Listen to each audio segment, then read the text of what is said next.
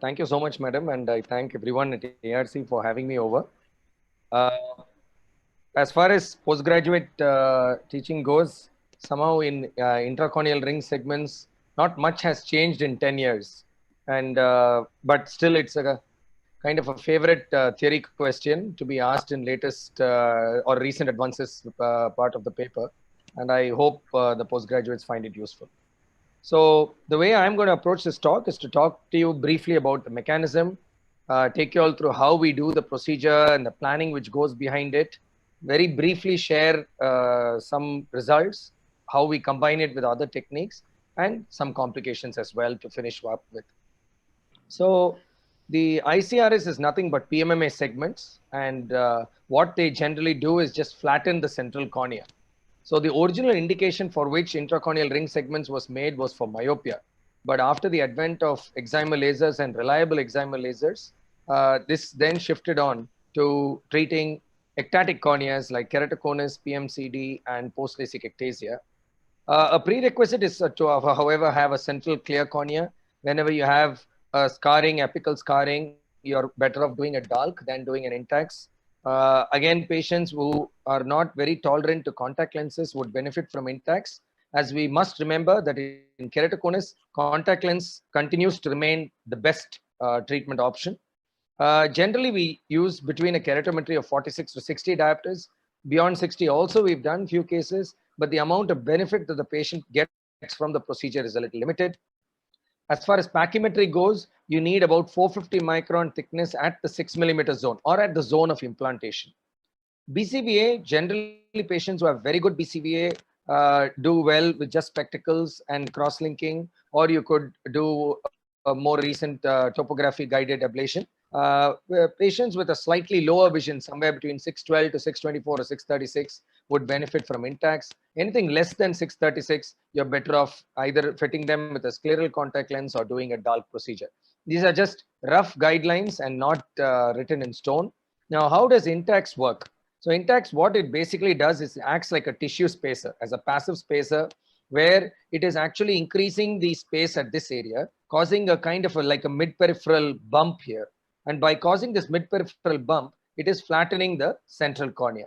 And by flattening the central cornea, and we are able to bring down the spherical equivalent, and also by using different ring segments, as I will talk to you all in the subsequent slides, you can also alter the cylindrical effect as well.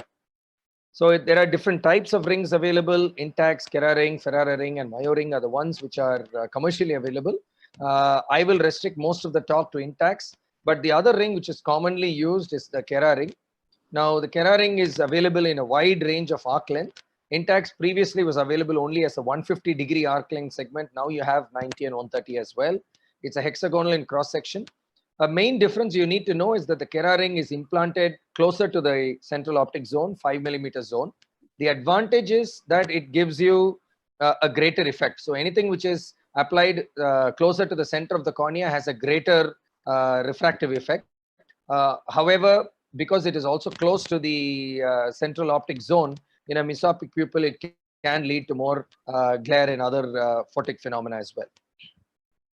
Now, as far as the planning and choosing the segment goes, there are four main considerations. One is the preoperative spherical equivalent.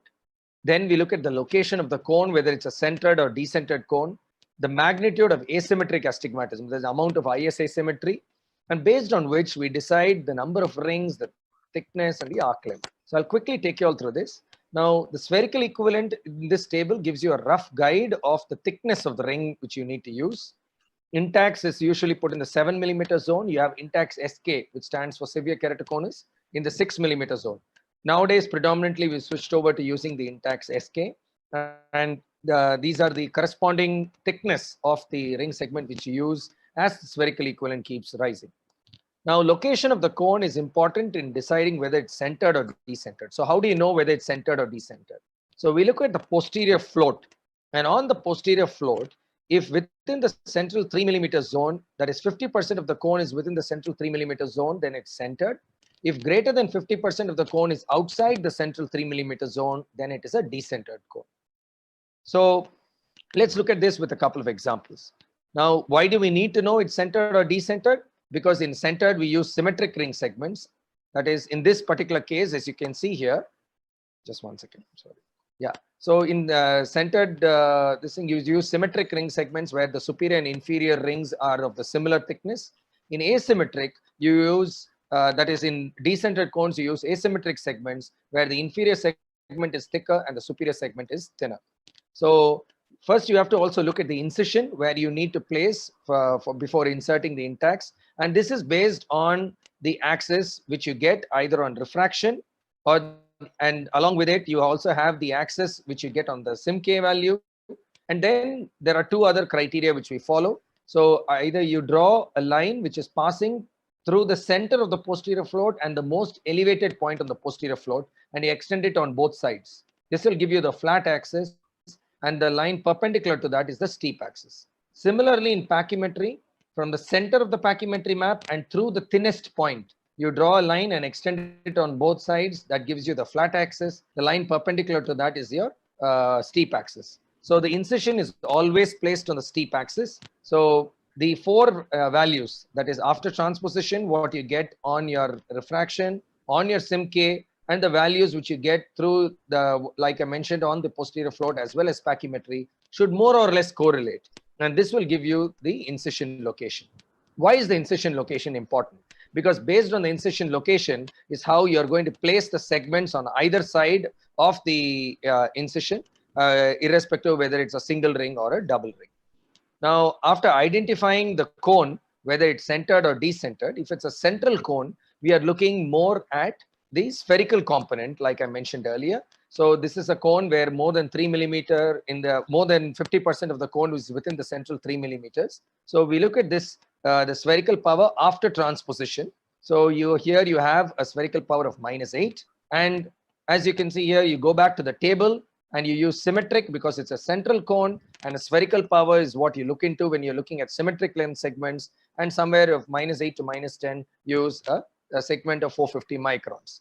Greater than 10, you can even do 500 microns, but of course the peripheral thickness should also be a little higher.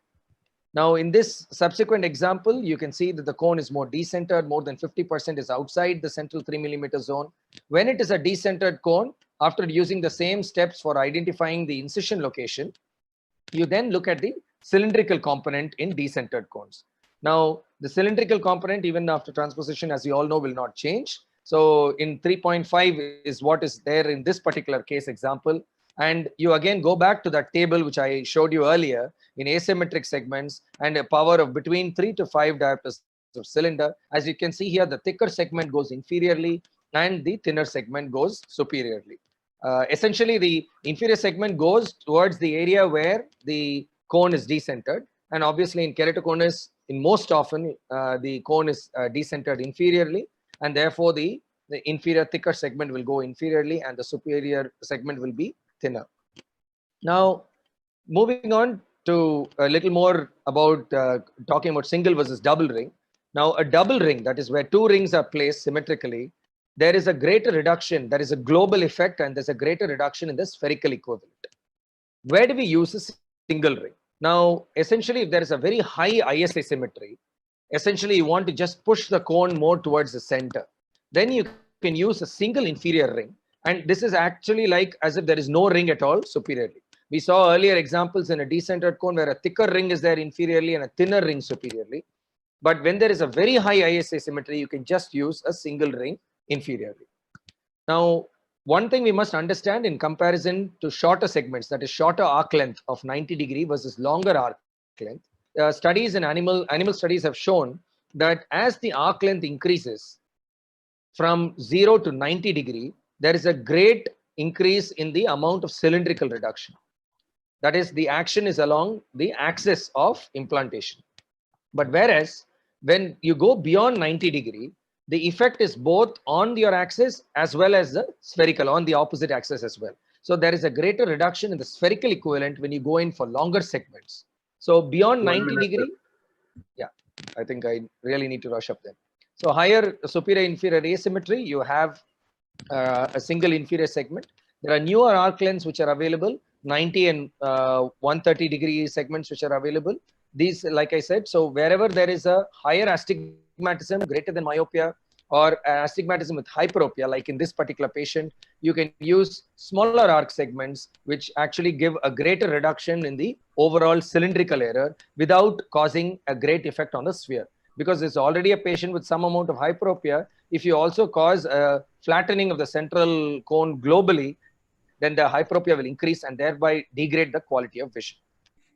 So this is the procedure itself, where you can see this is docking with a femtosecond laser after marking the apex of the cone.